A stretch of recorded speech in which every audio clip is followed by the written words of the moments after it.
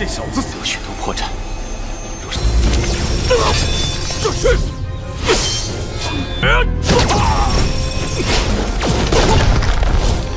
可笑！今日千军万马，化去！一片，他如何？或许有一战之力。 Halo semuanya, selamat datang di Ruang Film. Bagaimana kabar kalian semua? Semoga selalu sehat dan baik-baik saja. Pada hari ini kita akan melanjutkan Donghua Martial Master episode 141 sampai 150. Di bagian sebelumnya, Yang Mulia membuat keputusan bahwa Pangeran Qi yang telah membuat kekacauan di Papuen Pil dan merusak reputasi keluarga kerajaan sehingga Papuen Pil diberi hak penuh untuk menghukumnya. Selain itu, Yang Mulia juga mencopot jabatan Lu Yang dari Direktur Shifang. Setelah itu, Qin Chen terlihat sedang menagih utang kepada keluarga Qi, yang berakhir dengan keuntungan bagi Qin Chen dengan mendapatkan 1 juta koin perak dan giok kondensasi dewa. Kerajaan Qi juga telah didatangi penyusup dari Paksi Guxian yang ingin membalas dendam Muji kepada Xing Feng dan Qin Chen. Dan ada juga kedatangan ayah Lady Zhao yaitu Zhao Zhen untuk membalas dendam kedua cucunya yaitu Xin Feng dan Xing Feng kepada Qin Chen. Dua orang dari Paksi Guxian terlihat tiba di rumah Qin Chen dan membuat terjadinya pertarungan 1 versus 2. Meskipun begitu, Qin Chen dapat mengalahkan mereka berdua tanpa terluka sedikit pun. Sesudah itu, Zhao Zhen bersama keluarganya terlihat menghampiri rumah Qin Chen untuk membuat kekacauan. Scene berlanjut di mana Pangeran Kang tidak mau menyerahkan Qin Chen kepada Zhao Zhen. Zhao Zhen memutuskan untuk bertindak kasar. 3 bawahan dari Pangeran Kang maju untuk melindunginya. Sayangnya, ketiga-tiganya dengan EZ ditumbangkan oleh Zhao Zhen.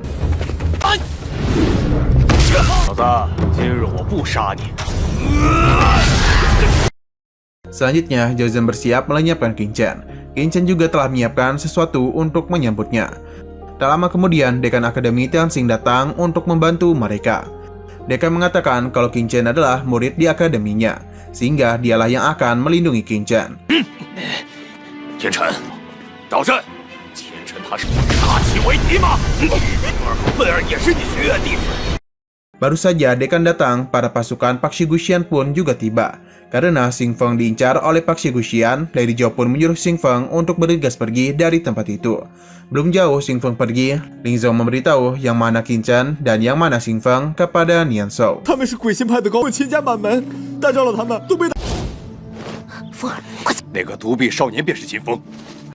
Melihat Xing Feng yang ingin melarikan diri, Nian Shou langsung berjalan menghampirinya. Lady Zhao juga tidak tinggal diam dan menjelaskan kesalahpahaman itu. Ia mengatakan kalau Qin Chen lah pembunuh sebenarnya. Namun Nian Shou tidak peduli dengan ucapan itu. Ia pun berniat untuk menghabisi Qin Chen dan Xing Feng. Kemudian Nian Shou langsung menyerang Xing Feng. Di saat bersamaan, Xing Feng mendorong ibunya yang berusaha melindunginya. Selanjutnya, ia pun menggunakan sebuah rune untuk menghindari serangan Nian Shou.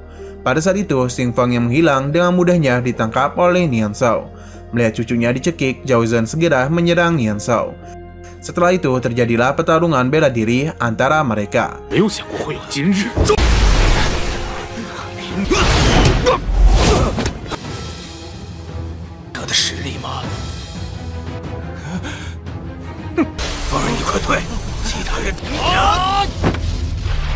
Di situasi yang terdesak itu, Zhao Zhen sampai menggunakan Bloodline tingkat 4-nya. Tetapi serangan Zhao Zhen dapat ditahan oleh Nian Shou. Bahkan Zhao Zhen tidak berdaya lagi karena serangan dari Nian Shou. Melihat kakeknya ditumbangkan, Xing Feng pun lari tebit-birit saat dihampiri oleh Nian Shou.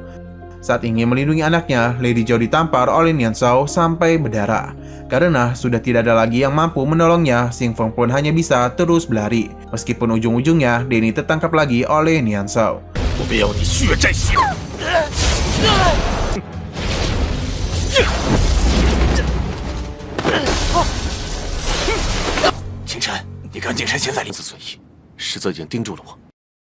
Qing Feng yang sudah pasrah melakukan sebuah sumpah jalan bela diri.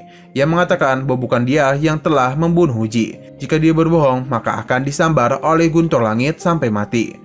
Melihat Xing Feng baik-baik saja, Nian Shou kemudian mempercayai perkataannya. Jadi dia pun mulai yakin Qin Chen lah yang telah menghabisi anaknya. Meskipun begitu, Nian Shou tetap menghabisi Xing Feng. Dengan alasan Xing Feng juga berada di tempat kematian Uji. Sehingga Nian Shou berpikir Xing Feng juga terikat dengan kematian anaknya. 管你是不是凶手。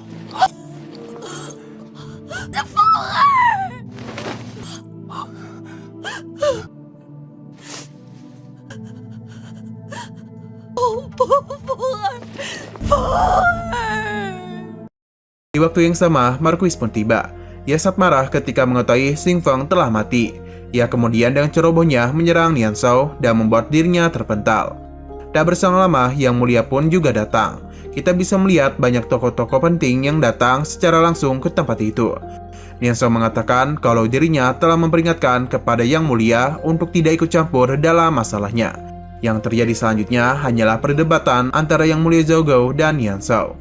Yang Mulia mengancam Nian Shao jika dia masih melanjutkannya, maka Yang Mulia tidak akan membiarkan dia pergi dari kerajaannya. Nian Shao hanya tertawa mendengar perkataannya. 其天才，多而无极的时候，你又在国大比，又有何意义？今日此子必死，朕便让你离不开。 Ia memberitahu bahwa kerajaan Wei telah mengirimkan 1 juta pasukan, ditempatkan di luar perbatasan kerajaan Qi, dan jika Nian Shao tidak mengeluarkan perintah untuk mundur dalam 3 hari, maka murid dari sekte Guxian yang bersembunyi di perbatasan kerajaan Qi akan bergabung dengan 1 juta pasukan kerajaan Wei, dan juga menyerang kerajaan ini dalam satu gerakan. Tetapi Yang Mulia tidak takut dengan ancaman dari Nian Shao. Ia malah meremehkan ucapannya itu. Lalu Nian Shao dengan sangat cepat menyerang Raja Lingwu karena dia ingin mengetes kekuatan dari Raja Lingwu sebagai master nomor 1 di kerajaan Qi. Kemudian mereka pun saling bertarung. Petarung mereka terjadi dengan sangat dahsyat. Mereka saling berbalas-balasan serangan, bahkan orang-orang di sekitarnya sedikit kesulitan untuk bernapas karena diakibatkan efek dari pertarungan mereka.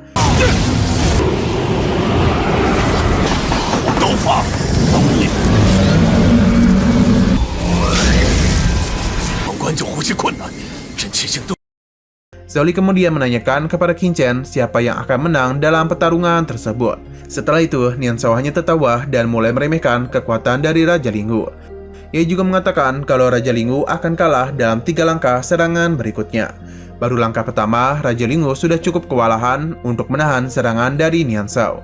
Di langkah keduanya, Raja Lingwu pun dipukuli habis-habisan olehnya.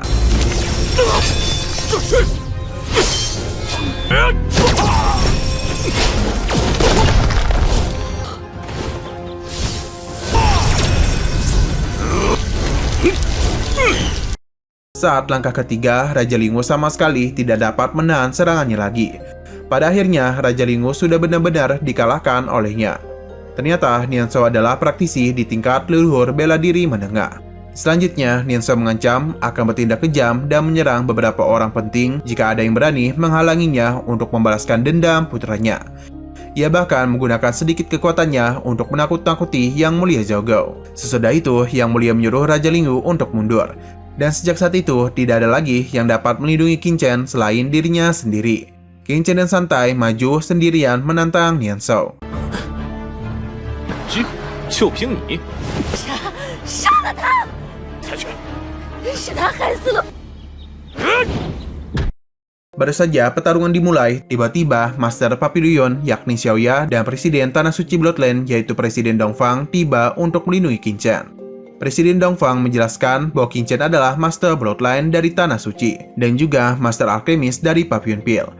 Oleh karena itu, Nian Shao harus melepaskan Qin Chen karena Papillon Pill dan Tanah Suci Bloodline adalah pihak netral di peperangan 5 kerajaan barat laut. Nian Shao yang tetap ngotot ingin menghabisi Qin Chen langsung memulai pergerakannya untuk menyerangnya. Pada saat bersamaan, Presiden Dongfang dan Xiaoya ingin melindungi Qin Chen. Namun mereka dihalangi oleh Ling Zhong dan salah satu bawahan Nian Shao. Untung saja Qin Chen dapat menghindari semua serangan Nian Shao, dan ia juga bergegas memasang sebuah formasi yang sangat susah untuk ditembus. Bahkan seorang Nian Shao saja kewalahan untuk menembus formasi tersebut.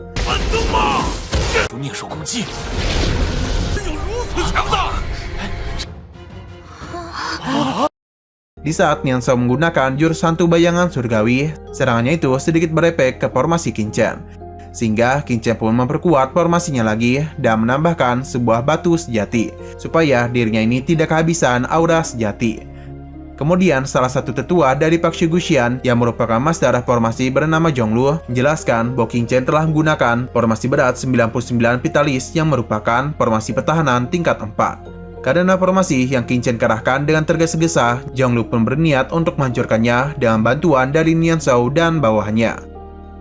Di sisi lain, seseorang berpenampilan seperti panglima dengan seekor kuda berjenis pupil dari daerah Feilin yang sangat cepat terlihat sedang memasuki ibu kota kerajaan Qi. Pupil merah Feilin merupakan kuda setengah iblis dan dapat bepergian ribuan mil sehari dengan kekuatan yang tak terbatas.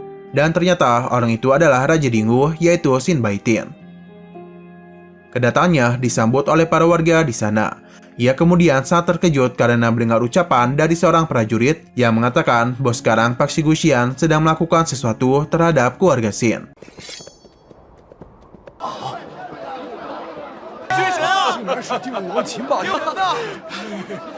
秦家动手，老爷子回来。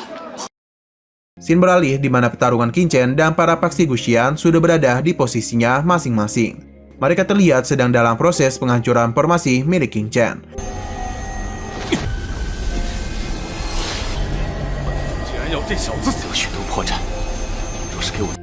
Lalu pangeran kedua, Zhao Wei dan Jishun pun datang. Jishun bersama Zhao Wei membujuk ayahnya untuk melindungi Qin Chen. Tetapi Yang Mulia hanya terdiam saja, dan pangeran kedua yang memang membenci Qin Chen memarahi mereka berdua yang membujuk ayahnya. Jishun bahkan sampai berlutut kepada ayahnya agar sang ayah mau memerintahkan pasukannya untuk melindungi Qin Chen. Karena Yang Mulia tetap teguh untuk tidak menolong, Jishun pun memutuskan akan menolong Qin Chen sendirian. 你将矛头指向皇室，非但不识好歹，还敢胡言乱语，这都是公主吗？又不是父皇，自己动手。反正 Mendengar keputusan itu, Yang Mulia memerintahkan bawahannya untuk menahannya. Lalu Jishun yang dibuat pingsan dan Zhao Wei diseret untuk kembali ke istana. Kemudian kejadian buruk pun terjadi. Para master Pak Guxian telah menghancurkan formasi Qin Chen. Terlihat formasi miliknya itu sudah mulai retak. Ia memerintahkan kepada Xiaoya dan Presiden Dongfang untuk mundur dan tidak ikut campur dalam pertarungannya. Selain itu, Nian Shao langsung mengeluarkan kekuatannya untuk menyerang Qin Chen. Untung saja Qin Chen dapat menghindar serangan pertama dari Nian Shao. Ketika Nian Shao ingin mengeluarkan serangan keduanya, Presiden Dongfang dan Xiaoya bergegas membantu Qin Chen dengan bersama-sama menyerang Nian Shao. Di saat Nian Shao masih sibuk untuk menahan serangan mereka berdua, Qin Chen mengambil kesempatan itu untuk menghabisi Nian Shao. Namun Nian Shao sudah menyadari serangannya sehingga serangan itu gagal. Qin Chen, Presiden Dongfang, dan Xiaoya pun terpental akibatnya. Karena sudah tidak ada lagi yang bisa melindungi Qin Chen, Nian Shao yang ingin mempercepat kematiannya segera menyerang Qin Chen. Pada saat yang bersamaan, serangan dari Xin Bantian terbang dari kejauhan dan mengenai Nian Shao. Xin Bantian dengan cepat berada di posisi depan untuk melindungi Qin Chen. Semua orang terkejut melihat kedatangannya. Yang Mulia juga menanyakan kenapa Xin Bantian kembali ke ibu kota kerajaan. Tanpa rasa takut, Xin Bantian menatap sinis dan mengatakan bahwasanya Yang Mulia membiarkan Pak Guxian menghabisi cucunya. Dan masalah itu akan dia perhitungkan dengan Yang Mulia nantinya. 快杀我2个孙儿！你身为三军统一群废物，就知 Xin Bantian melemparkan sebuah surat kepada Yang Mulia yang memberitahu kalau kedatangannya kali ini ada karena ada ratusan ribu laporan yang mendesaknya untuk kembali. Lanjut, ia menjelaskan bahwa baru-baru ini banyak orang-orang kuat yang muncul di perbatasan kerajaan Qi, yang mana itu adalah dari kota-kota besar bersembunyi dalam kegelapan, serta benteng pasukan kerajaan Wei sering bertukar material perang dan mengerahkan banyak pasukan dalam semalam. Sehingga Xin Bantian curiga kalau kerajaan Wei mungkin diam-diam mengumpulkan 1 juta tentara untuk menyerang kerajaan Qi. Itulah alasannya kenapa ia harus melaporkannya kepada Yang Mulia secara langsung. Karena jarak dari perbatasan ke ibu kota memakan waktu 3 hari untuk sampai. Dan kata lain, Xin Bantian sudah mengetahui rencana kerajaan Wei dari 3 hari yang lalu. Mendengar ucapan Wen, Xin Bantian dengan santai mengatakan hanyalah seorang kutu buku sains dan sastra. Jadi dia itu kurang pantas membicarakan urusan militer. Xin Bantian menjelaskan ia meninggalkan pasukannya tentu sudah membuat sebuah peraturan. Orang-orang kuat menyelinap ke wilayah kerajaan Qi, mereka juga sudah berada di bawah pengawasan Xin Bantian. Jika ada pergerakan dari mereka, maka akan dihabisi di tempat itu. Kepergian Xin Bantian adalah untuk memancing musuh supaya berpikir kalau ada peluang untuk menyerang. Ia juga diam-diam memerintahkan 3 pasukan jika kerajaan Wei benar-benar mengirimkan pasukan. Ketiga pasukannya akan menyerang sehingga pasukan kerajaan Wei akan ketakutan dan kembali. Setelah itu, Xin Bantian juga mengirimkan seorang prajurit rahasia untuk menyelinap ke kerajaan Wei. Mendengar itu, Nian Shao pun bergegas untuk menghabisi Qin Chen terlebih dahulu sebelum pulang untuk mengabarkan rencana Xin Bantian. Ia mengeluarkan jurus 10.000 leluhur hantu dan dibalas dengan jurus 10.000 pasukan kuda milik Xin Bantian. 可笑！今日千军万马，化去！一片，他如何？须有一战之力。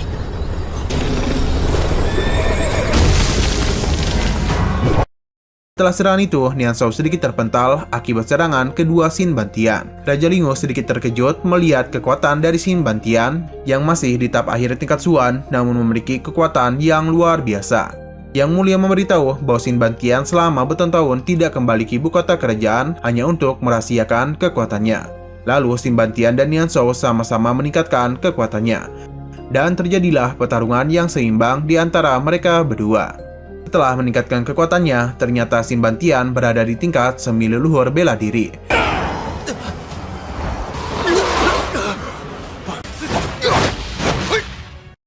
Qin Chen pun menyadari sesuatu yang aneh. Karena Nian Shao jelas-jelas sudah ditekan, tapi tidak ada tanda-tanda kalau Nian Shao sudah terpojok. Qin Chen pun bergegas untuk mencari tahu. Ternyata Pak Xi Guxian diam-diam menggunakan sebuah formasi pembunuh 5 elemen. Menyadari hal itu, Qin Chen tidak tinggal diam dan berencana untuk menggunakan formasi Pak Xi Guxian untuk menghabisi diri mereka sendiri. Di pertarungan Xin Bantian melawan Nian Shao, Xin Bantian terlihat sangat mendominasi dalam pertarungan dan membuat Nian Shao terluka. Bukannya kesakitan, Nian Shao malah tertawa karena mengira rencananya berjalan dengan mulus. 你居然还能笑得出来！ 前排一定有什么后手。 Tak berselang lama, para master Pak Xi Guxian membuka formasi pembunuhnya dan menyerang Xin Bantian. Pada waktu yang sama, Qin Chen menggunakan teknik membalik formasi dan menyebabkan serangan dari para master Pak Xi Guxian membalik menyerang diri mereka sendiri.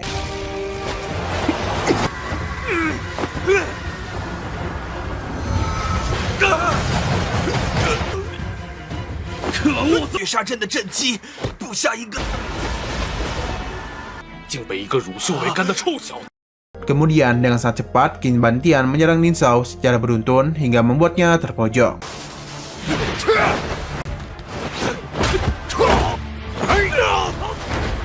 Karena merasa tidak bisa menghadapi Qin Bantian, Nian Shao terpaksa meminum sebuah pil penguraian tubuh hantu yang membuat tubuhnya menjadi seperti iblis. Nian Shao kali ini menjadi lebih sangat kuat, bahkan seorang dewa perang Xin Bantian tidak bisa menahan serangannya lagi.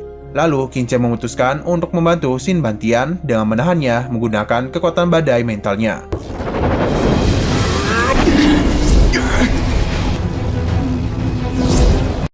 Qin Bantian pun segera menyerang Nian Shao yang sedang oleng. Tetapi serangannya ditahan oleh para master Pak Xi Guxian. Mereka juga melakukan serangan balik. Hal yang sama terjadi karena Qin Chen yang berada di belakang Xin Bantian gunakan sebuah formasi untuk menyerang mereka bertiga dan membuat mereka tidak sadarkan diri. Setelah itu, Qin Bantian langsung menendang Nian Shao yang sedang oleng. Sayangnya, serangan itu tidak berefek apapun bagi Nian Shao. Ia juga melakukan serangan balasan dan membuat Xin Bantian dipukul habis-habisan olehnya. Sampai Xin Bantian pun tidak berdaya lagi. Selanjutnya, Nian Shao cepat menyerang ke arah Qin Chen. Putri Zhao yang baru saja tiba bersama Xiaoya dan Presiden Dongfang bergegas melindungi Qin Chen. Mereka bertiga juga malah terpental karena tidak bisa menahan serangan dari Nian Shao. Kini tidak ada lagi yang bisa melindungi Qin Chen. Sedangkan Nian Shao sudah berada di depan matanya. Jika Qin Chen menghindar, maka serangan Nian Shao akan mengenai ibunya. Qin Chen pun berniat untuk melawannya. Pada kali ini, kalian akan sangat terkejut melihat scene ini karena karakter OP yang muncul. Ibu Qin Chen, yakni Qin Wuqi, langsung menolong Qin Chen dengan mengatakan jika ingin menghabisi anaknya, maka harus berhadapan kepadanya dulu. Tiba-tiba Qin Wuqi hanya menggunakan jari telunjuknya dan dengan sangat mudah dia menahan serangan Nian Shao, bahkan sampai membuat Nian Shao terpental. Tidak menyerah begitu saja, Nian Shao menyerap semua roh dan kekuatan bawahannya. Meskipun Nian Shao meningkatkan kekuatannya, Qin Wuqi mampu menghancurkan serangannya dan membuat Nian Shao terluka hanya dalam satu kali serangan.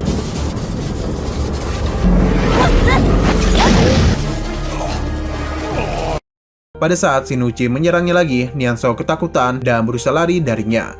Namun usahanya itu sia-sia saja karena Qin Wuqi berhasil menangkapnya dan membuatnya lenyap begitu saja. Tapi Nianzhou bahkan berjuang sampai akhir. Sebuah asap hitam milik Nianzhou terlihat sedang menuju ke arah Qin Chen. Ternyata itu adalah perbuatan Nianzhou yang mana dia menitipkan kutukan 1000 hantu ke dalam tubuh Qin Chen.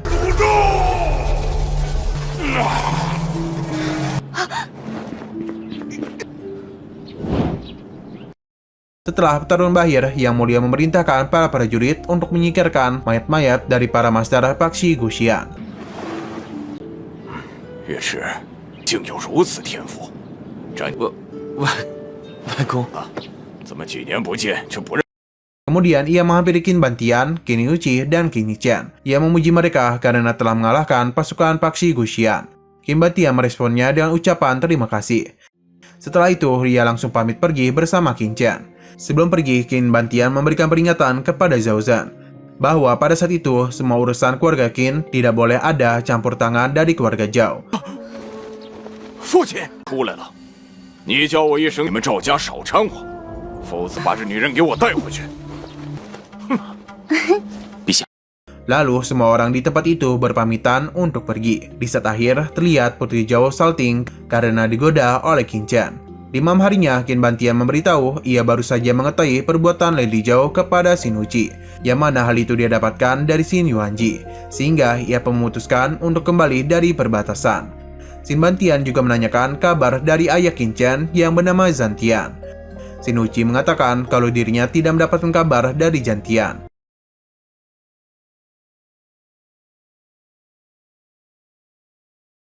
Saat Qin Chen menanyakan siapa sebenarnya ayahnya, ibunya menjawab kalau ayahnya berasal dari tempat yang misterius di daratan. Ia juga menanyakan kalau dirinya suatu saat pergi untuk mencari ayahnya, apakah Qin Chen akan membenci dirinya. Xin Yuqi terlihat khawatir karena tidak mendapatkan kabar dari Zhan Tian dalam waktu yang cukup lama.